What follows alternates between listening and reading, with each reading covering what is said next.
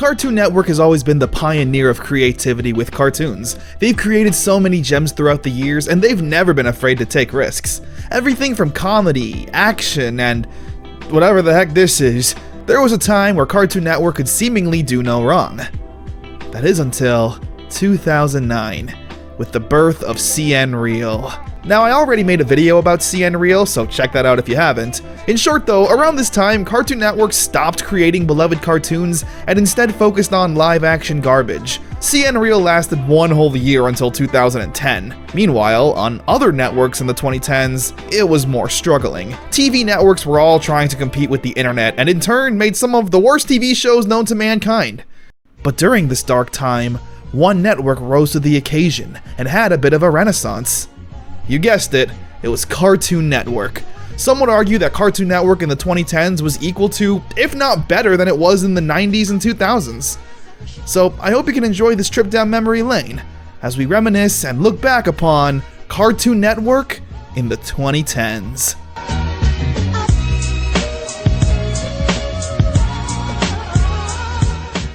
But you know what else I was doing in the 2010s? Watching Marvel movies. My favorite hero has always been Wolverine, and seeing him back on the big screen is super nostalgic. But if you want your Wolverine fix early, you can unlock him this month with today's sponsor, Marvel Strike Force. Marvel Strike Force is a mobile squad RPG that allows you to battle with your favorite team of superheroes and villains in a fight to save the universe against threats like Doctor Doom and Apocalypse. Your goal is to power up your favorite characters and complete missions, unlock gear and other resources, and beat other players in PvP modes such as Alliance War and Arena. Crossover and team-ups are always so fun for me, so being able to see Spider-Man on a team with Thanos and Wolverine is just the kind of insanity I'm here for. The combat is also super easy to learn and really fun to master, stringing along combos and powerful attacks all with just a tap of your finger. And the animations that accompany them are really gorgeous. This game as a whole is really pretty. I didn't know my phone was capable of graphics like this. It may be the best looking Marvel game out there. If you're a Marvel fan, you'll get a lot out of this game. The main villain is someone named Ultimus, who I've never heard of before. I wonder what other new things I'll learn. So, what are you waiting for? Click that link down below to download Marvel Strike Force today, and new users can use the promo code LOGAN to unlock 100 Wolverine shards, 500 power cores, and 5 premium orbs. Also, for a limited time this month, you can unlock some of Marvel's LGBT heroes for Pride Month, like Korg and America Chavez, simply by logging into the game. What are you waiting for? Click that link down below to download Marvel Strike Force and use that promo code LOGAN. Bub. Well, what better cartoon to start with than the perfect embodiment of this new Cartoon Network? Adventure Time. The chest! It's in his chest! Thanks. In Adventure Time, we follow our two main characters, Finn the human and Jake the dog. Together, they go on adventures. It's a simple concept, but they absolutely nailed its execution. The world of Adventure Time is so fun. It's incredibly colorful and pretty to look at, and its inhabitants are so insane and weird. I'm not crying, Finn. My tear sac is broken. It's definitely of its time. 2010 was the start of LOL epic randomness humor, but it never feels forced or even outdated watching this years later. Heck no! Sonic, no!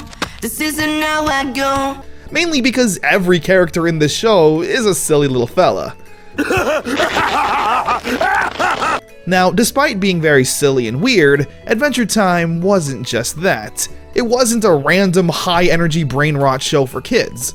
The show had a lot of heart, knowing when to slow things down and take its time. Characters often will need to learn to deal with things like loss, depression, love, and loneliness. Hey Finn, I'm not doing so good. Oh no! Just promise to plant me there. It was the first time pretty much ever that a children's cartoon consistently showed maturity. Sure, there were shows that had moments and episodes that were deep, but Adventure Time consistently balanced that line of fun action and comedy with serious drama and storytelling. It's okay, Jake.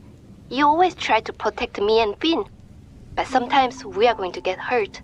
Whenever people say things like, "Why are you analyzing a cartoon? It's just meant for little kids," Adventure Time is the perfect counterpoint to that.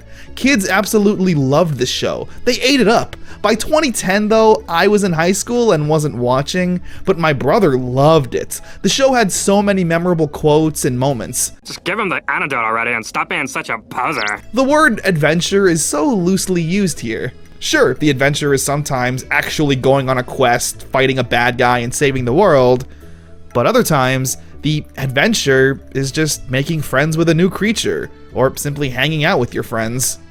Whoa, how to kiss princesses? Whoa, what'd you just read? Every day is an adventure in Adventure Time, making the most out of what you got. Nickelodeon stupidly passed up on this show when it was pitched to them. It actually aired on Nicktoons in 2007, sporting a very different look. We're going in turbo time. You want your booties? Yes, please. Rough. Let's do it. I'm sure Nickelodeon is kicking themselves to this day for not picking this up. Adventure Time ran from 2010 to 2018. Adventure Time helped define a lot of kids who grew up in this time and shape their personalities. I know so many people who were inspired to start drawing or take up art because of this show.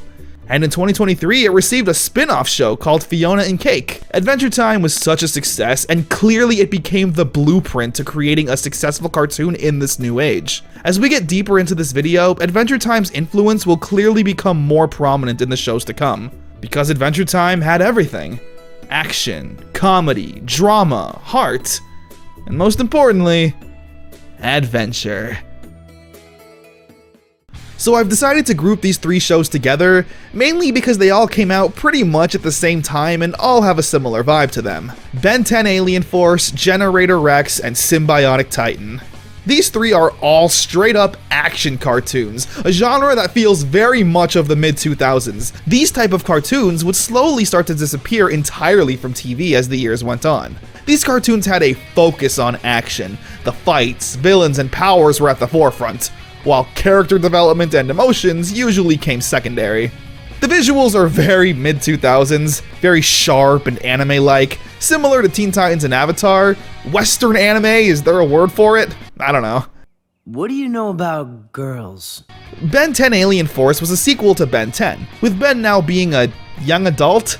It was pretty much the same exact show, but with less childlike whimsy and plot lines. Basically an attempt to be more mature and tell a more serious story. Hey, you're the comedian. At least you got the face for it. Boy, are you asking for it! And to its benefit, I think it did a great job. If you just wanted to watch Ben turn into 10 aliens and fight other aliens without needing to do his homework or something, then I think Alien Force does a great job with it. Your birthday's next week and you didn't even tell me? I don't have time to pick out a present. Generator Rex had a pretty interesting concept from what I remember. We followed Rex, who was a cyborg. He doesn't really have any specific powers or abilities though. He can essentially turn his body into any type of machine at will. Big fist for fighting, a jetpack, bazooka, why not? He could do it all. Symbiotic Titan was there. Again, I felt like the action cartoon scene on Cartoon Network was a bit oversaturated, so I never even gave it a shot. Upon rewatching it for this video though, I gotta say, I felt like I missed out. The show was created by Genndy Tartakovsky, Mr. Creator of Dexter's Lab, Samurai Jack, and the Powerpuff Girls when it was good. So knowing that going in, you can really see his touch. The art style, character design, and dialogue, it's all very reminiscent of the 90s action cartoon era.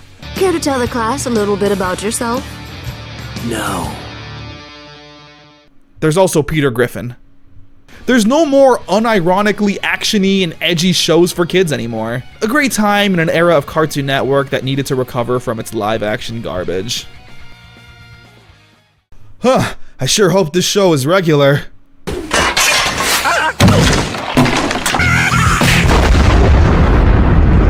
Nope, that's anything but. Regular show follows two best friends slackers, Mordecai and Rigby. They work at a park with their friends, but they're incredibly incompetent and probably super frustrating if they existed in real life. Rule number 115, no food on the table. Every episode follows a similar formula. Mordecai and Rigby are told to do something fairly menial, like take out the trash. They procrastinate, and through a domino effect, by the end of the episode, they confront God and need to do battle. I'm only slightly exaggerating. I know I said most Cartoon Network originals from here on out would have tons of heart and be deep, but regular show isn't. Mordecai and Rigby are objectively bad employees and sometimes bad friends to each other. I'll kill you! They come off as real immature college-aged kids trying to figure out life, but they just have a bad work ethic and attitude. Don't get me wrong, they're still very likable, but they're never rewarded for their bad behavior. That's because Regular Show honestly has a bit more of a mature vibe to it. Now, how in the H are we gonna fix this S? It's not super mature or anything, especially since I was in high school by the time this show was out. I was able to relate to a lot of the dialogue and humor. You pissed me off. When I first heard that, I couldn't believe my ears. Then we have to go get him. But he's gonna be pissed! What I like most about Regular Show is that despite how insane the plots get, it only usually stays insane for like 3 minutes. The show primarily has a slice of life focus. Mordecai, Rigby, Muscle Man, High Five Ghost, Benson, Skips, Pops. We grow to really like all of these characters and root for them in whatever insane situations Mordecai and Rigby put them in. The $40 you two conned out of me with that stupid keyboard crap! There's so many classic episodes. The one where they adopt ducks and they turn into a Power Ranger style fighting team. The one where Skips loses an arm wrestling match to Rigby and has an existential crisis. But one of my personal favorites that I want to dive into was Video Game Wizards. Get ready, dude. This is the final fight. Okay, I got it. Our heroes, Mordecai and Rigby, are doing what they do best. Playing video games and watching TV. Whoa! When all of a sudden they see a commercial for the Game Inferno tournament at their local mall. And the grand prize for winning? It's the Maximum Glove. The Maximum Glove, which bears a strong resemblance to the... moving on. The drama of this episode comes from Mordecai not wanting Rigby as his partner in the tournament because he feels like he isn't good enough at games and tries to replace him with Skips. I don't want to be late for the Video Game Inferno tournament. Yeah, you know, the, hey Mordecai, I guess I'll partner with you. I was thinking about going over some strategy before the tournament. I can personally relate to this episode a lot because I've always been the Rigby in this situation. Whenever there's been any kind of video game tournament that my friends have been into, like Call of Duty and whatnot, I've never been high on the list of possible teammates. Rigby, I picked Skips because you're horrible at video games. Fine!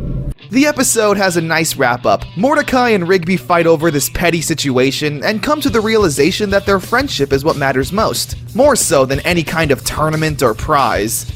Rigby, wait! Why aren't you inside playing? I need my teammate.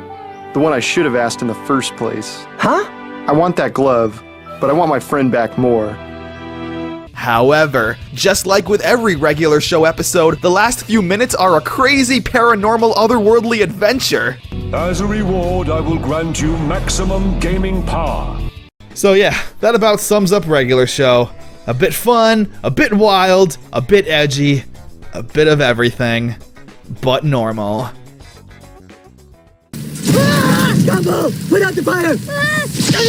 Oh my gosh, it's just banger after banger. Cartoon Network was not playing around. Just 1 year later in 2011, yeah, we're only in 2011, we'd be graced with the amazing world of Gumball. The secret ingredient is love.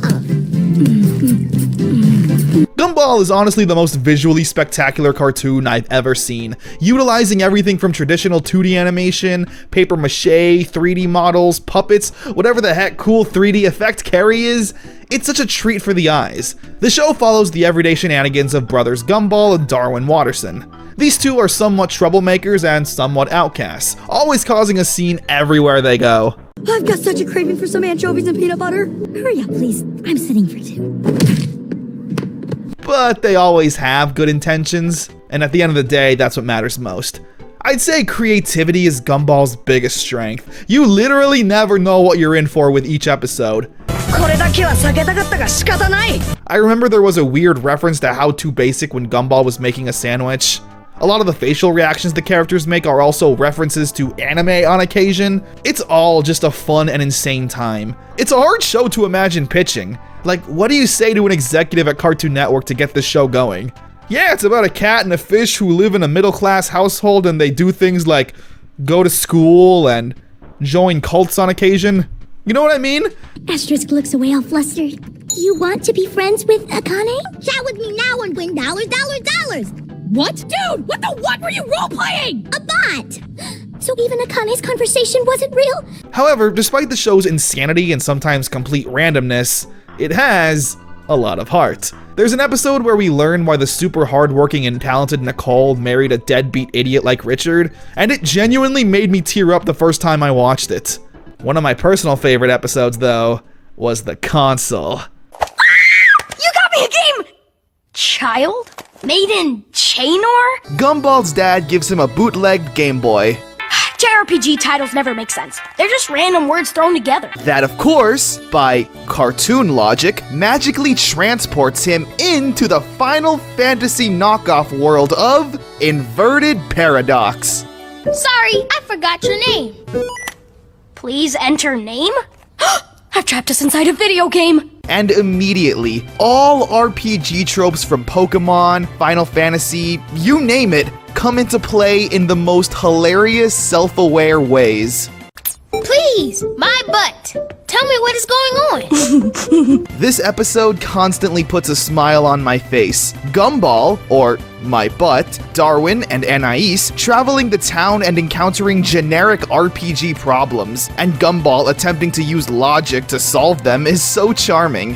Can my butt just use common sense and walk around it? My butt uses sarcasm. It is ineffective. Then there's this joke. A leaf monster would be susceptible to fire attacks. Yes, I think most things are susceptible to fire attacks. This episode just gets everything right. Everything from the pixel art style, to the flashy special attacks, the HUD, the capitalization of important words so the player doesn't miss it. Nah, that's how it works in RPGs. Whatever you find, you take.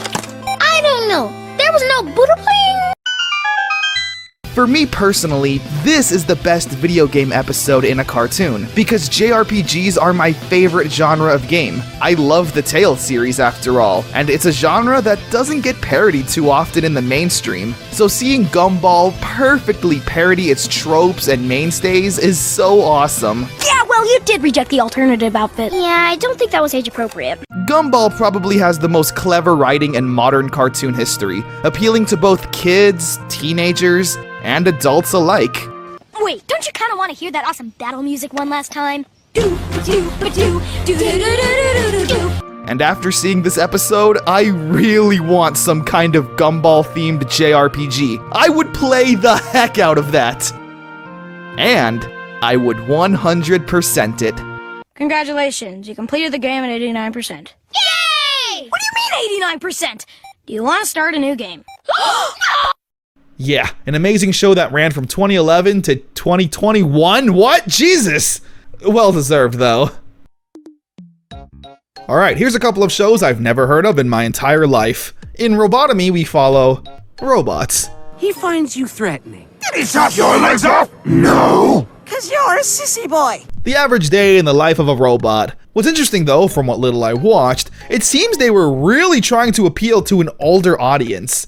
It didn't air on Adult Swim, but it was clear they were trying to push the boundaries to see what they could get away with. Kiss me! Oh, baby.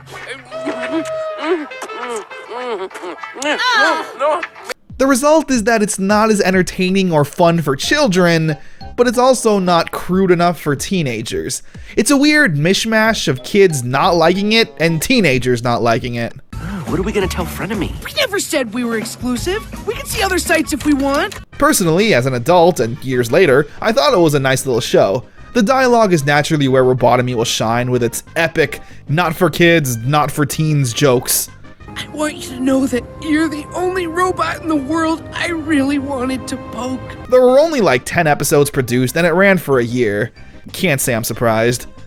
Problem Solvers with a Z is about... I have no idea. Oh my. It is genuinely just pure insanity with an overload of colors and moving objects for 10 minutes. As a show, it's awful. Plots are boring and the dialogue is just nothing. Where's my pizza sauce? I used it to marinate the chicken foot fungus. But a sick part of me does find it funny that this pure nonsense aired on Cartoon Network. This is like one swear word away from being an Adult Swim show. So I'd be a bit of a hypocrite for praising nonsense garbage on Adult Swim, but hating on this. It's It's just pure visual overload for the sake of it. There's no artistic direction or style like Gumball. It is literally just an optical illusion because the only stimulating thing in the show is its visuals. Secret Mountain Fort Awesome is, well, the name says it all. It's an LOL epic randomness show. High energy, ADD friendly, silly characters who are designed to spout utter nonsense. If you liked it, good for you. I'm not gonna hate on it because it's probably something I would have liked if I was a kid. 2010 would give us Ben 10 Omniverse. It was pretty much the middle ground for Ben 10 and Alien Force. Ben was now like a high schooler instead of a young adult, so he kinda gets to deal with the fun kid plots again without being too serious. I mean, hey, I got nothing else to say if I'm being honest. Ben 10 has been fairly consistent with its shows. They're all super fun, have good writing, comedy, and action. And what else do you want from me? Fun fact, you can't take a bath without water. Oh Christ, I forgot about this. In 2013, the world would give us the magic of Uncle Grandpa. I don't know how that works, but I guess incest is wincest for Cartoon Network. When you need to throw a killer party, you need Andrew WK! Honestly, this didn't hit for me. I tried giving it a shot back in the day, but it was once again too LOL epic randomness. Uncle Grandpa is apparently super powerful. He flies around in his magic trailer alongside his lizard friend and stock image of a tiger, and they all go on adventures. Wait a sec! My fingers are stuck in my ear! The main problem for me is Uncle Grandpa himself. He's just a big dumb idiot, and it doesn't work as a main character. He's just Patrick Star, voice cadence and everything. Oh, Mr. Email, I love you. There's no normal character to balance him out. If Uncle Grandpa was just a little more normal, I wouldn't actually mind exploring this unhinged fever dream this show takes place in. But as it is now, Uncle Grandpa is not for me. The Looney Tunes Show. This was actually pretty interesting. It was essentially a slice of life show following the Looney Tunes. Protein shake. It's how I maintain this body. Anyway. Yeah, it's a bit ironic. The cartoon that pioneered short bursts of insanity and silliness for kids is now growing up a bit and appealing to a different audience. Or, I guess maybe the same audience it grew up with? You won't be getting Bugs Bunny dropping anvils on Daffy Duck or Marvin Martian invading the Earth. What you will get, though, is Bugs and Daffy being roommates in an apartment and going to their 9 to 5. I'm not kidding. You don't know anything about me. If you look self-absorbed up in a dictionary, you'd find your picture. My picture's in the dictionary? The show explores the Looney Tunes characters dealing with work, bills, dating. Like, it sounds weird on paper, but in its execution, it's really well done. It's still the Looney Tunes, so the situations and things the characters do will be a bit wacky. But now, instead of the humor coming from cartoony violence, it's all now in the clever writing. I was more rude before I got these. You know what it's like talking to me. I'm always rolling my eyes, saying something sarcastic. A really clever show and a great way to get adults now who grew up watching the Looney Tunes to still follow the characters. Do you like this movie? I love this movie. Oh, it's so sad, but like uplifting too. It's like a feel-good movie. And while on the topic of older cartoons coming back, we get the Tom and Jerry Show. Unlike Looney Tunes that mix up the formula, this was pretty much the same thing with updated visuals. Tom and Jerry getting into all kinds of cartoony violent shenanigans. In Tom and Jerry's case, I guess the formula is honestly perfected, and if it ain't broke, don't fix it. Then there was the Mixels. I guess this is some kind of toy. There was a show that I never watched. This is not for me. Next. I summoned my weapon by eating ice cream! November 2013, Cartoon Network would introduce the world to Steven Universe. Now, I personally haven't gotten to watch this show as much as I'd like to. From what I can gather, though, we follow Steven, a regular little boy who lives with his 4 adopted magic rock moms who look after him. From what I've seen, the show is very, the power of love and friendship will conquer all kind of thing. There's obviously nothing wrong with that since this is a kid's show. There's that meme that has Steven with terrible people and he's like, it's okay guys, they said they're sorry. Which I guess perfectly embodies this show. The creator of Steven Universe, Rebecca Sugar, actually worked on Adventure Time as an artist, and there's clearly a bit of influence to be found. The show has a lot of mature topics and serious moments the characters will need to go through. There's definitely action and adventure, but the focus feels like we're more watching 4 super powerful women who have no experience in being moms to this weird little kid. But I still remember the first episode of Steven Universe I watched, and I feel like it was the perfect one to sell me on the show. Time to comb the beach for quarters with my metal mutt! With the episode Arcade Mania. Again, we have another really relatable episode. After a successful mission, Steven takes the gang to an arcade here on Earth to celebrate, where of course, them being intergalactic warriors not from Earth, are baffled and confused at the sight of these video games. Just punch and you'll be fine. Come on, jump! I did it. I really like this episode because it's pretty much the situation we all found ourselves in when trying to introduce our favorite games to someone who doesn't really get video games. You're horrible! Stop saying that! Having fun? Why am I doing so badly? Everyone, however, does eventually find some joy in playing the games. I think that has a lot to do with Steven's undying enthusiasm and joy. Seeing someone act so passionately towards their hobbies really can start a little fire in your heart, where you want to experience it with them and hopefully feel that same happiness. What are you doing? I'ma win an airplane! I don't know, Steven Universe just seems to really know how to hit the heartstrings. Okay. Good job, Steven! You stopped the foot! Also, Garnet finds a rhythm game titled Meat Beat Mania. Meat Beat Mania! There's no violence in this game. Oh, okay. And ends up becoming addicted to the game, similar to Hank Hill. At first I thought, ridiculous! No one could get addicted to a rhythm game. But then I played Project Diva. And how wrong I was. I definitely say that Steven Universe is on the Mount Rushmore of 2010's Cartoon Network. Cannonball? More like cannon small! Oh my Jesus Christ, I thought I purged my brain of this cursed existence. The High Fructose Adventures of the Annoying Orange. Apple? I didn't know you got superpowers! Super what? The Annoying Orange was a very popular internet series years ago, featuring this orange with a superimposed mouth. Hey Apple! What? Knife? Huh? Yeah, we were pretty stupid back then letting this get as popular as it did. And in 2012 to 2014, Cartoon Network picked up this little internet show and turned it into a full-fledged TV series. Hey guys! Why are you all scowling at me? Is this a frowny meeting? I mean, I can't even really dog on it, because it's literally just the YouTube videos but with a higher budget. Same stupid orange, same stupid low-budget effects, same nonsense. Are you picturing something unfunny? Boy, am I! The only difference here is that the fruit have a Toy Story thing going on. They're all in a store, and when it closes, they all come to life and commit war crimes.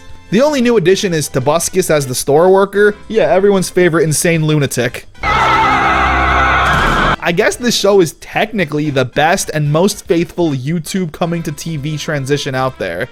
Annoying on the internet and annoying on TV.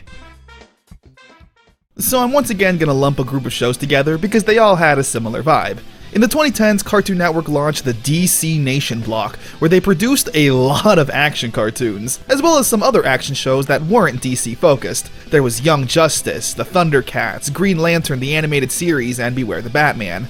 I don't have much to say about all of them apart from they were all pretty good. Serious action cartoons, very sharp art style and design. In 2016, we get shows like Justice League Action and DC Superhero Girls. They had a mix of both action and comedy, the latter being more comedy-focused than anything. The point I'm trying to get at is that by this time, straight-up serious action cartoons were a thing of the past. If you wanted superheroes in action, there pretty much needed to be a strong presence of comedy and unseriousness.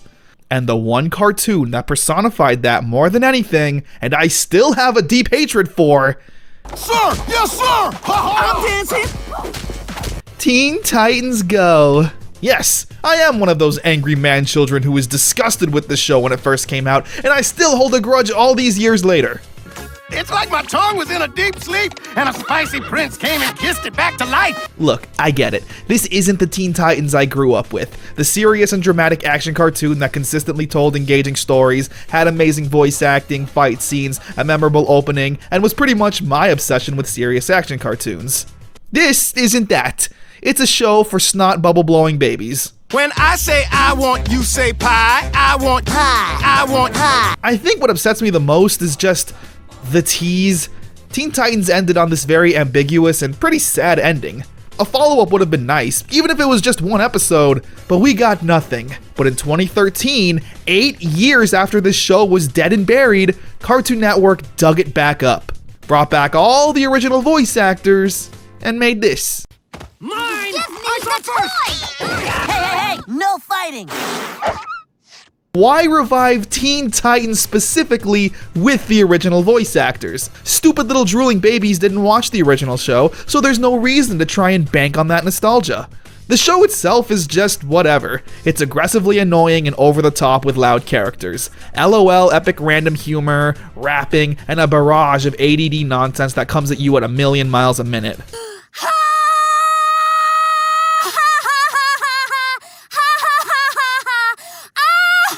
Like, yeah, if you grew up with the show and loved it, I'm sure it's because you were the thumb-sucking little Neanderthal, and that's okay.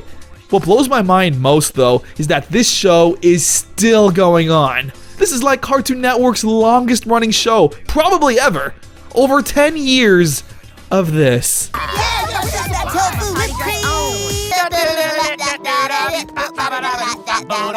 Am I an angry boomer who's just yelling at the clouds?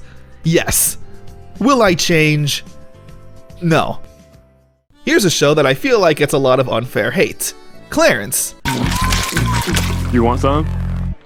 I'm good. Clarence follows the everyday life of a little boy named Clarence. He's a bit of a weirdo, but that's kind of the message. He's unapologetically himself, despite everyone around him sometimes being a little weirded out by his antics. Sunder by night, fisherman's delight. I remember instantly really liking this show, mainly because it was a back-to-basics slice of life. There's no fantasy, action, or insane unrealistic scenarios. The comedy isn't ADD nonsense. We're just following this weird kid and his equally weird friends navigate a middle to lower class lifestyle. So you guys want to go into Fun Dungeon yet? I don't think I will. You're joking me, right? I guess people just didn't really like Clarence himself. I have complained in the past about having your main character be a straight-up idiot, and while Clarence is kinda dull, I wouldn't say he's stupid or even annoying. As a whole, he tries to always do the right thing and make people smile. Don't tell anyone about this. Can you promise me that? I think so. Can you promise me, Clarence? It's a A-OK. It's honestly been so long since I just watched a straight-up slice-of-life show. I haven't felt this level of cozy with a show since the Rugrats. It's a very fun show to watch when you're a bit older, to reminisce on the good old days when life was simple. That's just my opinion, though. Clarence ran from 2014 to 2018. Alright, here's an idea for you. What if Ed, Edd and Eddy had personas? You'd get We Bare Bears. I know you cared so much. Don't ditch Ice Bear. Alright, to be fair, it's not really like Ed, Edd and Eddy. We follow 3 talking bears who live together. We got Grizzly, the eccentric, kind-hearted, but sometimes troublemaker, Panda, the shy and awkward weeb who loves anime and dreams of love, and Ice Bear. And here we have the deluxe industrial refrigerator. Definitely a trained killer. He has looked death in the eyes many times. Despite being talking bears, the situation these 3 get into are usually fairly mundane. They feel like college-age students. They slack, watch TV, play video games, and occasionally venture out into the human world. It's another super chill slice of life show. We Bare Bears is once again very cozy. The art style uses a lot of light colors. I don't know how to exactly describe it, but every shot is very easy on the eyes and peaceful to look at. Like, I want to live here more than anything. That's all I gotta say. A very chill slice of life with college-aged bears. Alright, I'm not gonna spend a lot of time on this garbage, mainly because I already did a video where I reviewed every every single episode of the Powerpuff Girls. Check that out if you haven't already. Who's up in the club? We's up in the club! But yeah, to summarize the 2016 reboot, it completely missed the point of the original entirely. There's no charm, no action, and instead focuses on hilarious internet humor that was outdated by the time the show was airing. Buttercup into house? Booyah! Brimbly bimbly. Like, I'm pretty sure Bubbles says no me gusta and does the rage comic face in 2016. It's weird because everyone seems to agree that this show is a steaming pile of elephant dookie. But when it comes to Teen Titans Go, oh no, it's just a different direction.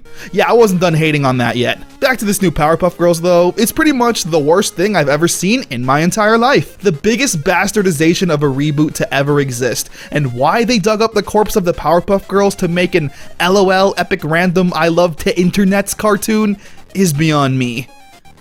Mighty Magis is a show I never watched, but it looked pretty good, where I believe the gimmick was that the duo had a bunch of swords that helped them in their day-to-day. Sounds fun, but never got around to watching it. Same with the 2017 Ben 10 reboot. This one seems to be adapting the new Cartoon Network formula a bit more. A similar art style to the other shows, more lighthearted writing, and an emphasis on comedy more than action. I never watched it, but it looks okay. The only thing I remember seeing was from a special, I believe, where Ben basically turned into all the past Cartoon Network characters and used a power punch to take down the bad guy. Okay, that's pretty awesome.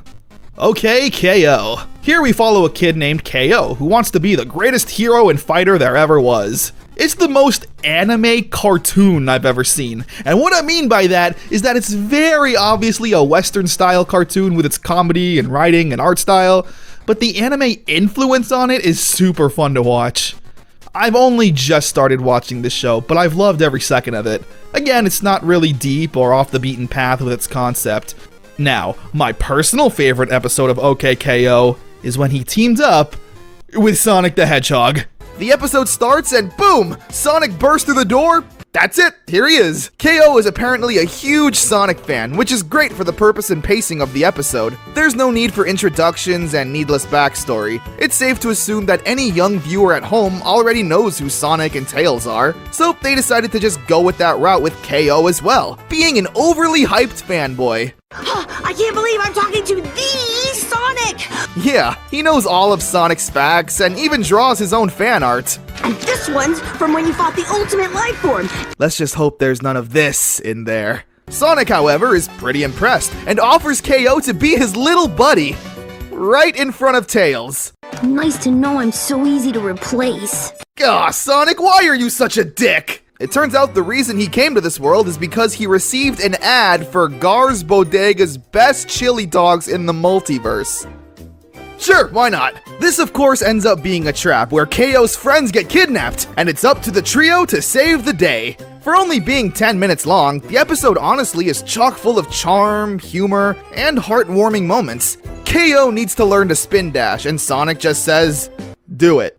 Yeah, thanks. But Tails gives a much more lovely answer about visualizing your finish line, and how when he first met Sonic, all he could visualize was crossing that finish line right by his side. It seemed impossible, but I found that when I cleared my thoughts of everything except Sonic at the finish line, the rest came naturally. And that's enough to motivate KO to do his own spin dash! Meanwhile, Sonic is sitting in that lawn chair he was chilling in that Sonic OVA. That's brilliant. It's the perfect cameo. Fans who know what this is from are able to point out and be like, ah, the Sonic OVA! Meanwhile, kids who don't know what this is referencing just get to see Sonic lazily sitting in a chair while Tails does all the work. Again, for a 10-minute episode, it's absolute perfection. The day is of course saved by the trio. Sonic says while KO may be his new little buddy, like Cream. KO's my little buddy! You know, like Cream the Rabbit. I love her! Tails will always be his best friend.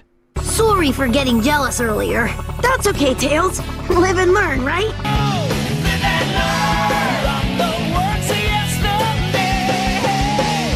I thoroughly enjoyed this episode. OKKO is a really entertaining cartoon full of cheesy anime-like goodness, and Sonic's own level of cheesiness and self-awareness just makes this one of the best crossovers in cartoon history. Life's an adventure! Don't sleep through it, or you might miss the chance to meet me! And that's no good. That line was originally used about being touched in your no-no areas. But if someone tries to touch you in a place or in a way that makes you feel uncomfortable, that's no good. Now, we've pretty much reached the point where I don't know anything about these shows. Apple and Onion, Summer Camp Island, Craig of the Creek, Mau Mau, Victor and Valentino, and Infinity Train. I've heard really good things about some of these shows. Infinity Train in particular is apparently, like, really good with some serious and dramatic stories, so that'll definitely be on my watch list. I have seen a few episodes of Craig of the Creek when I was in a hotel room, and from what I watched, I really liked. It embodied that magic of playing pretend, using sticks as swords and throwing rocks as projectile magic attacks. It's peak childhood experience, so I'm really glad there's a show made out of that. I really gotta watch more to properly appreciate it. There's clearly been a lot of great shows Cartoon Network has produced, and those were just the ones that actually made it onto the air, because there's tons of pilots that were unfortunately not given the green light, at least for now. OKKO at one point was Lakewood Turbo Plaza and existed as a pilot. Same with a little show called Smiling Friends, a one-episode pilot that never got a full season until years later. So here's a few of my favorite Cartoon Network pilots that came out during the 2010s and would have fit right into the beloved library of shows we have today. First pilot we're gonna check out is a little cartoon called Get 'Em Tommy, a 3-minute Cartoon Network short that was uploaded to the Cartoon Network YouTube channel on December 26, 2016. A stick named Punch Punchelton. You can't punch with a stick. Enchanted stick? The series follows, well, Tommy, along with his friends who fight off the forces of evil. The source of Tommy's powers comes from him shoving different VHS tapes into his head to gain new abilities. Have you seen any spaceships around here lately? Sure, it's right over there. Tommy has that late 2010 Cartoon Network personality trait of being positive and excited about everything. Like, heck yeah, a grilled cheese sandwich? That's epic. Punch! Without the stick, but I like the stick! The show has a lot of similarities with OKKO, which at the time was also just a pilot. A young, excitable protagonist boy, his supportive and powerful mom, and the show's emphasis on fighting. The pilot had a lot of weird quirks to it, but ones I kinda grew to like. For example, all the sound effects were done with the voice actors' mouths, doing things like maybe it would just be better if I showed you. Bob's on there! A big reason that the show likely wasn't picked up, as well as the pilot being removed from Cartoon Network's YouTube channel altogether, is because that the show's creator, Victor Courtwright, received a huge amount of backlash for being the showrunner on the Cartoon Network Thundercats reboot. Yeah, you probably remember seeing people absolutely lose their marbles online because they Teen Titans Go'd our beloved Thundercats. So because some late 20 to 30-year-olds who were never gonna watch this Thundercats show in the first place complained about it, they went and dislike-bombed the pilot episode for Get 'Em Tommy, when the episode was live on YouTube. Man, that's kind of really uncool. The guy was just doing his job on a show that the network wanted, and in turn, it wasn't Cartoon Network who suffered, but Victor Courtwright himself in potentially losing his cartoon from having a series. Ugh, I hate the internet sometimes. But not you all, I love you. Get 'Em Tommy may never have had the chance it deserves, but I'm showing it some love right now. And to you too, Punch Punchelton. Punch Punchelton is awesome! Yay! Okay, so here's a really charming show called Welcome to My Life. Japanese monsters are pretty common to like cinema, but it's a documentary-style cartoon. We follow Douglas, aka T-Cash, a talking monster who goes to a normal high school filled with humans. Normally, with a concept like this, you'd expect the show to be all chaos and crazy, with the monster character doing all kinds of wacky things, sorta like Bunsen is a Beast. But the cartoon is actually really subdued. I totally aced my assignment. So what was the assignment? We were supposed to take pictures of water. Douglas feels like a real person. He has emotions, self-awareness that he's different, and all he wants to do is live a normal life. Throughout the episode, we'll cut from traditional plot dialogue to these talking head interview segments. It's very similar to The Office in that aspect. Will I get over it? No. The tone and pacing is just so different. They take their time establishing the characters and having actual conversations with weight and depth. Kind of like pushed me, and I was like, "Well, what the heck?" I was just trying to say that you look like me, you know? Oh, yeah. I'll see you after 6th period, then we'll see what's up. There hasn't been a children's cartoon like this in, well, ever, now that I think about it. I guess it's just so different that nobody knows if this would be successful on TV, which I totally understand. When I was a kid, I needed that constant ADD television, otherwise I'd lose interest. But I think the subject matter is just so interesting. We're following a character who looks different on the outside and gets judged for it. But on the inside, we see he's literally no different than the humans in this world, and we follow his life story through his perspective. The cartoon also doesn't use a lot of background music, having the dialogue be the true focus on everything. And of course, visually, it's absolutely beautiful. I'm not sure what this art style really is, but all I can say is that it really gives off Kirby's Dream Land 3 vibes. Welcome to My Life is such an untouched gem of a show. Its uniqueness is really where it shines, and we may never know if it has the potential to be successful on TV, but in my eyes, it's definitely a home run. Yeah, but I don't like him trying to say stuff about me. That I'm like a version of him or something. What's wrong with being like him? Now, here's a cartoon that I could easily see being on TV and being successful. Trick Moon. I know the way to chill this guy out. Ice Hero! The show follows Trick Shot, a talking pup who's a master at archery, but he's kind of lazy, so I can get behind that. Fine. Along with his super energetic sister Pocket, who had one too many Skittles and is on a sugar rush. Together, they fight the forces of evil and try to release their older brother who was imprisoned inside of this magic moonstone. I really enjoyed this pilot episode. The characters are goofy and managed to get established. The brother-sister duo is always a fun matchup, and I especially grew to really love Pocket because her voice was very nostalgic for me. Maybe he's not so bad, Trick Shot. He's awful shiny. She's voiced by Kathy Susie, who was the voice of Phil and Lil in the Rugrats, and I can't stop hearing them every time she talks. I honestly love it. I bought this at the store. There's also this villain who's an emo raccoon thing. I can see this fan art going in inappropriate directions. The fan base for this cartoon is very strong, and I can honestly see it getting picked up eventually. Remember, OKKO was a pilot for 4 years until eventually getting picked up. Trick Moon has that adorable fantasy action universe that I love. One where they use magic and archery, but can still play video games. You're supposed to use combo moves! How about this combo? Cartoon Network's influence in the 2010s was more powerful than ever. What would come to be known as the cow art style of Cartoon Network shows kinda became a meme, but I never had a problem with it. What I did have a problem with, though, was China. Yeah, I'm beefing with the whole country, because they produced 2 shows in particular that were, let's just say, heavily inspired by some Cartoon Network hits. So, yeah. If it wasn't blatantly, lawsuitingly obvious, Miracle Star is a bootleg copy of The Amazing World of Gumball. Like, down to a T.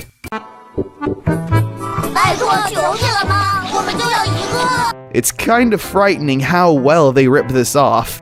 But let's talk about it. Believe it or not, Miracle Star is actually a brand of milk or something in China for kids, and these rip-off mascots were used to help promote and sell the milk. Now, the use of the Miracle Star characters and this animation style were simply used just for the commercials at first. And if China only used this Gumball ripoff for one commercial this one time, it would have been okay. It still would have been sleazy and a terrible thing to do, but at least it only would have been once, and could have been a fun piece of media. But then they started to make episodes, and that's where things got even more not okay. Let's start off with the intro theme song. We all know how Gumball goes, right? It's short, simple, has a flute, and is to the point. It does have a full 30-second version, but it doesn't play that one in America. Now let's listen to the Chinese Miracle Star one.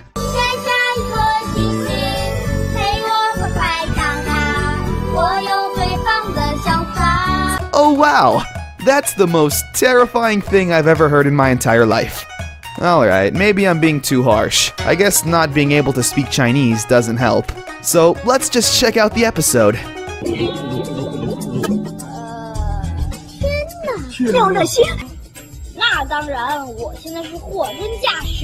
Oh yeah, I forgot. I don't speak Chinese.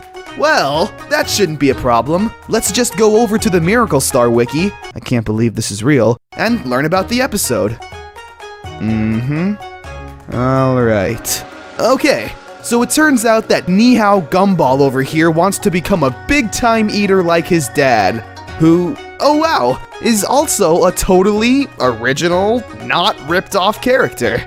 So it looks like Miracle Star is eating up everything in sight, and ripping off Gumball with, oh come on! Even his friends at school have their bootlegged versions. To be fair though, a majority of them are just food, because Miracle Star's parent company is a food company. And artistically, they're not as impressive or unique, just badly done CGI. The rest of the episode just follows Miracle Star trying to eat a lot and outdo his dad. Kind of like that one time how Darwin and Gumball wanted to outdo their dad in laziness. But I'm sure it's just a coincidence. Miracle Star is such a weird beast. Are they actually trying to make a successful show with lovable characters? Or are they just trying to sell their milk? They put in so much time and effort ripping off Gumball, altering their characters enough to avoid a lawsuit, and create this Miracle Star product. All of this time and energy that would be more beneficial and better off spent being original. Creating original characters with an original style and original concepts. Just try and be original. Oh yeah, how could I forget? Episode 167 of The Amazing World of Gumball, released on February 6, 2017. Gumball and his family actually meet the Chinese Miracle Star ripoff characters. With their own spin on them, of course. Gumball and Darwin run into these two familiar faces who are pretty much copying everything that they're doing. Well, copy this! The core message of the episode, of course, is to be original. Gumball spends the entire episode trying to get the Miracle Star people to stop copying them and be themselves. Dagnabbit! We'll never get rid of them! It doesn't work. All ending with a big musical scene that's pretty awesome. I like how the creators of the show acknowledged their bootleg counterparts and decided to just completely destroy them and point out just how unoriginal and lame they really are. I won't spoil the rest of the episode because it's definitely worth watching once you understand the context behind it. But it basically ends with a, yeah, Chinese bootlegs and ripoffs of all shapes and sizes will never stop. They know what they're doing, they have no shame, they know that they have no shame, and they're okay with it. Probably not the best moral, but what can you do? But now fast forward to the year 2015, and a short animated series made in China gets released online that for some reason looks kinda familiar. So let's check it out. This is The Legend of Lucky Pie. The Legend of Lucky Pie is a short online animated series, only having 3 episodes, released in early January 2015. The show was made by a very small team of artists and animators, being completely 100% funded through Patreon fan support. That's pretty cool. The cartoon follows the same premise as Adventure Time, 2 best friends who go on wacky adventures in even wackier locations and come across the wackiest of characters. Just like Adventure Time. The 2 main characters include Lucky, this young, brave hero, with a head that kind of creeps me out. Almost resembling an owl, I think. And Pie, his orange shape-shifting pony best friend.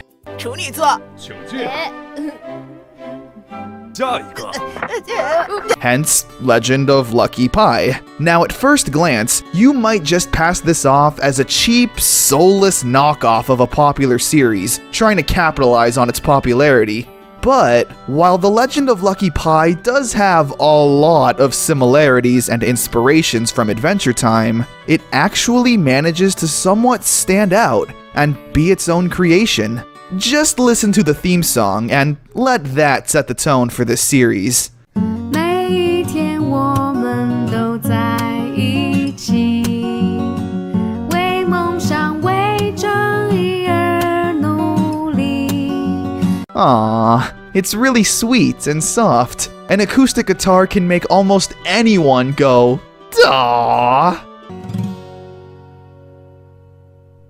The Legend of Lucky Pie is kind of like if you took Adventure Time, but calmed it down a little bit, still having plenty of humor and action, but just less random, lolsy humor.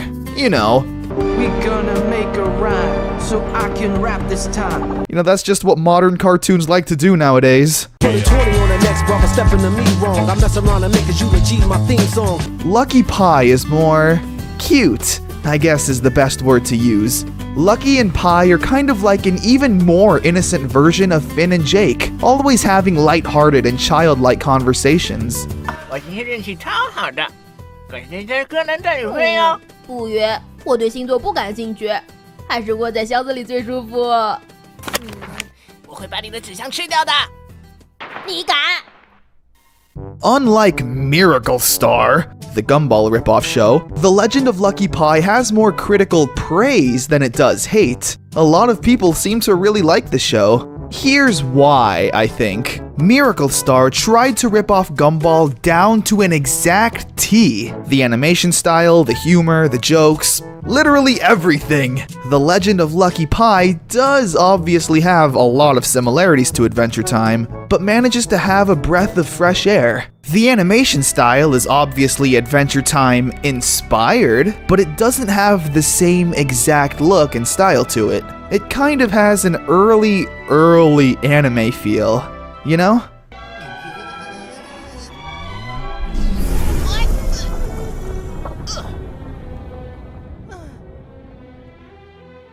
It's confusingly charming, if that makes sense. The creator wasn't trying to flat out copy the formula of Adventure Time down to an exact science, but the title cards for each episode, however, look very unique and really badass. The action and adventure segments are very relaxing.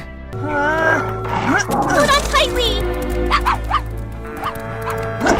Gah, how many times have I said relaxing in this video? But it's honestly the best word to describe the entire series. Here's an example. Whenever the two visit a magical land or a fantasy area, it's never over the top with, "Wow, look at all this crazy stuff going on here. It's pretty obvious we're in a magical fantasy world where puppies crap out rainbows and muffins." That would be pretty cool though.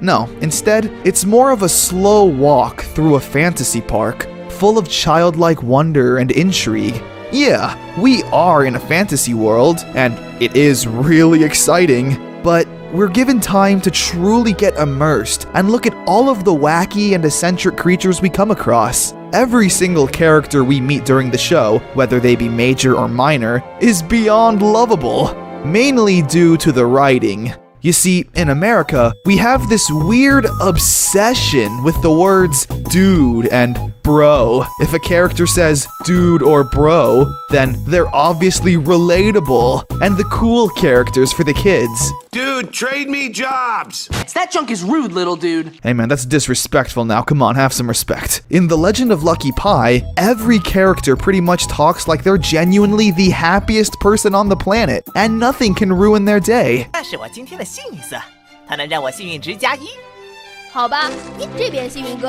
Because of this, every character, no matter how minor, will leave an impact on you. Their undying support and happiness makes you want to see more of them. And when they go away, it's like, no wait, come back, I wasn't done loving you. The overall sweet nature, relaxing tone, and kind-heartedness of the show kind of makes Lucky Pie feel like a Disney spin-off of Adventure Time.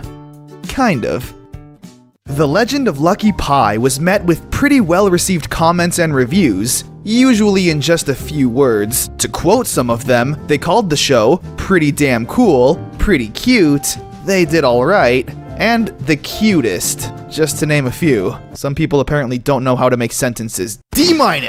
Wendy Zhao of the Cartoon Brew, an online cartoon news website, stated that the creators and artists were an enthusiastic group of animation friends working against the tacky and stale Chinese animated TV series. So, I guess Chinese cartoons kind of suck, and this group of people wanted to fight against that. I can get behind that. To end this on a better note though, let's check out some of my favorite video games that came out during this time. Cartoon Network Battle Crashers. Now, a lot of people don't like this game, and I honestly understand why. It looks cheap and rushed, there's no depth to the gameplay, and most people might not believe that this is a game that you pay money for on your Xbox One as opposed to free on your web browser. But let me tell you why I love this. For one, it's a crossover game. Immediately have my heart. The story of the game is pretty basic. Uncle Grandpa, yeah, remember him, falls asleep in his RV and someone sets it to break dimensions. Who installed that? In which he then travels at the speed of sound, breaking the dimensions, mashing them all together into one broken universe. But hey, that's okay, because he's accompanied with some new friends. Clarence, Steven Universe, Gumball, Finn, Jake, Mordecai, and Rigby. The universe is thrown into disarray and our heroes must save it. Cool! So the game is an arcade-style beat-em-up. You can play with up to 4 players taking control of your favorite Cartoon Network character and crashing your way through every stage, pummeling every single thing in your way. The enjoyment and uniqueness each character has during battle definitely ranges. Finn uses Jake as a giant hammer. That's cool! Mordecai and Rigby use the power glove that shoots out electricity. Awesome! Gumball has a vacuum cleaner that shoots out dust. What? Why? That's super lame! Gumball is the king of uniqueness, and you give him a vacuum cleaner?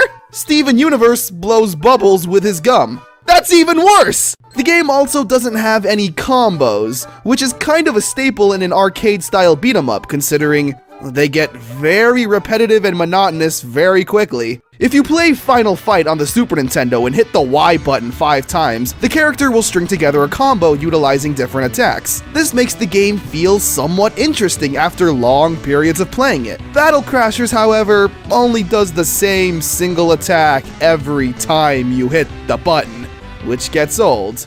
But I don't really find that to be an issue. The game is meant to be played with friends or family, or whoever, not by yourself. If you're playing with siblings or some friends, you'll find lots of entertainment in the wacky, cartoony violence. Traveling the different worlds and stages being like, hey, I remember that place from the show. Games like these don't really need to be complex. Yeah, it can get repetitive sometimes, but if you get together with some loved ones, pick your favorite cartoon character, and just beat up some baddies, before you know it, you've dumped hours into the game without even realizing it. Sometimes, simplicity is key. Although, some voice acting, cutscenes, combos, special moves, variety, and difficulty wouldn't really hurt. Yikes. 1.8 out of 10. That's very fair. Okay, so the first game on our list is the Gumball Games, a marathon of sports games that you could actually play with another person. Our first event has us being chased by Tina the dinosaur, and we try not to get eaten. As one tends to do. You mash the buttons that appear on screen and time it within this green section. So you actually have to have some sense of rhythm, which I totally don't have. Next event is jumping off of a trampoline and hurting yourself. Is this a sport? Because I did that plenty and never got a trophy for it. The gameplay in this one is a lot like Mario Golf. That basically speaks for itself. This indicator moves back and forth and you need to time your button press to get it in the green. Now this was also the time I started paying attention to the characters' voices.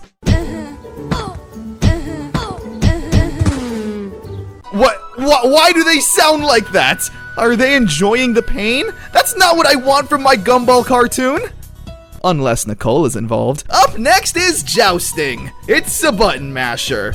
Tug of War is the final event, and it's also when I realized that the audience is staring right through my soul. Please, for the love of all that is good and holy, please blink. It's pretty good, 7 out of 10. Alright, so you know how people are upset that Mother 3 never got localized outside of Japan? Well, you'd actually be wrong! Because here's Gumball, the Fellowship of the Things, featuring Gumball's grandma that he open-mouth kissed one time. Man, this show was wild. The Fellowship of the Things is a full-on RPG with a storyline, quests, battles, quirkiness, anime music. But I'm getting ahead of myself. The story follows Gumball, who's been assigned to babysit Darwin and Anais because Nicole simply doesn't trust Granny JoJo. I don't blame her, she open-mouth kissed her grandson. Granny JoJo then gets upset at the fact that Nicole would put the same kid that almost brought the end of the world multiple times in charge of everyone, as opposed to her. But before anything happens, a mysterious black car shows up at the Wattersons' house and trashes everything, stealing all of their stuff.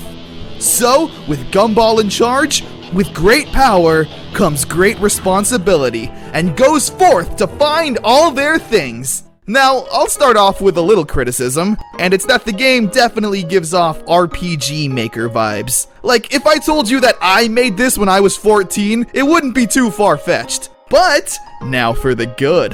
The overworld portion of the game is really nice. Getting to explore the Wattersons' house and certain parts of Elmore is always a treat. Seeing where everything is connected within their world. We also gotta look for clues and recruit people into our party. But what good is an RPG without battles? The battles are your typical turn-based combat. You can select a basic attack, special move, or defend. It's definitely not the deepest combat. There's no skill trees that raise your mana to double your elemental damage. I mean, for God's sakes, Gumball is fighting with an empty paper towel roll, and Darwin has a strainer you use for spaghetti on his head.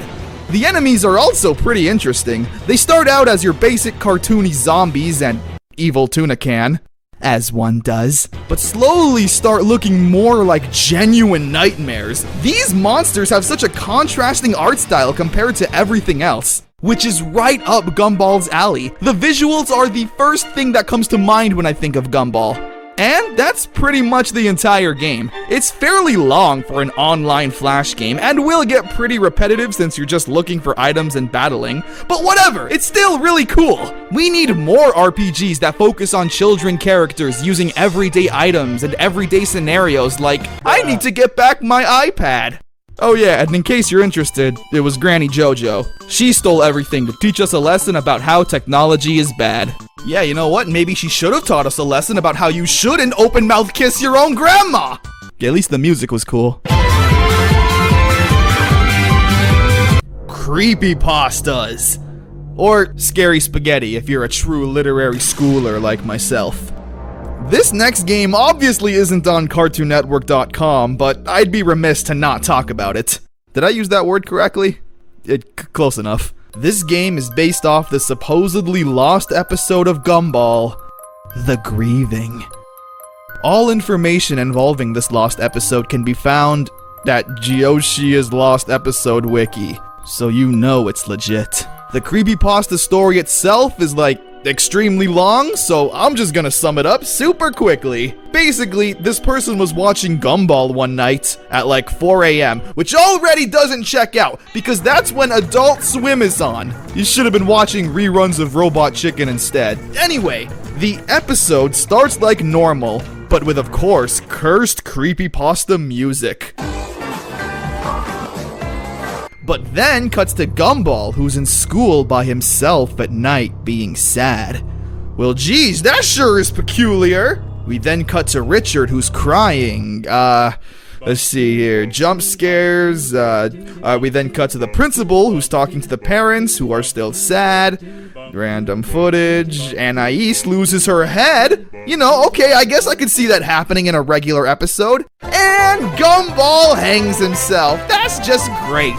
So, they turned that into a game. The quality of the game is fine, I guess. It's up there with every other creepypasta game. First we take control of Gumball and walk around the dark, empty school, where we then get jump scared by the funniest MS Paint edit I've ever seen. We then take control of Richard, whose gameplay consists of walking around and crying. This would be my special move in a video game, to be honest. We then cut to Nicole and Richard wondering where their children are. At least in the game, there's more context and plot, as opposed to just reading someone's story or watching the found footage. So where's the kids? There's one of them. And there's the other. Well, we know how this game ends. Gumball finds a rope and becomes a Christmas decoration. That's so cute. I want one on my Christmas tree. I shouldn't rag on this game too much. Creepypastas have their place on the internet. And it's for kids and people who just discovered what creepypastas are. But let's end on a fun note. Mutant Fridge Mayhem. A mobile game, which at first made me think it was going to be a terrible city building simulation like SpongeBob or The Simpsons. But I was wrong. The game is an arcade-style beat-em-up. The Wattersons' refrigerator somehow becomes zombified, and all the food in it is out for blood. So, the Watterson kids have to deal with the evil food the only way you should. No one messes with my brother! Everybody was The game is everything I've ever wanted. So many references and power-ups to past episodes, super snappy and flashy gameplay. This game should have been released on consoles, while Battle Crashers was some phone game.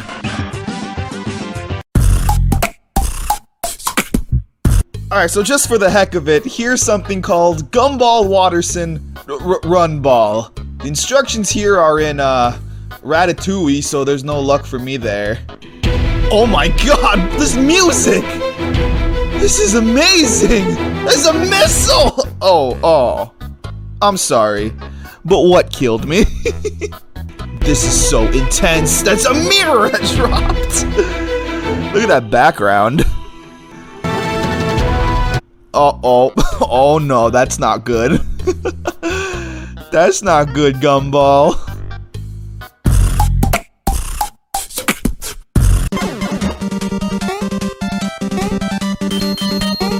Oh, man. I mean, that's great, because that's just what the Nintendo 3DS needed. A Mario game. Mordecai and Rigby in 8-Bit Land was released in the fall of 2013 for the 3DS, made by WayForward, a company who's made some pretty awesome games like the DuckTales remaster and River City Girls. The game is your typical side-scroller. You move from left to right, shoot projectiles, collect money. It's your standard affair. There really isn't anything wrong with the game per se. If you got this game for Christmas as a kid, there's a good chance you probably loved it. But I didn't. I got this game as an adult, and for like $40 nonetheless in a mayonnaise-smelling building. You can switch between Mordecai and Rigby at will, which is cool, I guess. Rigby can reach smaller spaces and Mordecai can double jump. Apart from that though, switching between characters just depends on your preference of the two. There are a few top-down shoot-'em-up sections to the game to break up the repetitiveness. But for the most part, the main issue I have with the game is, well, the repetitiveness. This is the only regular show game to have a console release, which blows my mind. This was one of Cartoon Network's flagship shows, and this was the only game they got? Something that could have fit right in at CartoonNetwork.com? This game also has that BS where there's a story, but no voice acting. I hate it when cartoon games do that. What am I supposed to do? Read? God no, anything but that. J.G. Quintel, the creator of Regular Show, is an obvious fan of the 80s and 90s pop culture, so I get why he'd want this game to be in that retro-style throwback. I mean, heck, he even got it done before Shovel Knight, so kudos to that. But for me, nah, the game just feels soulless with no real character, or anything the fans of the show can even sink their teeth into. The music slaps, though.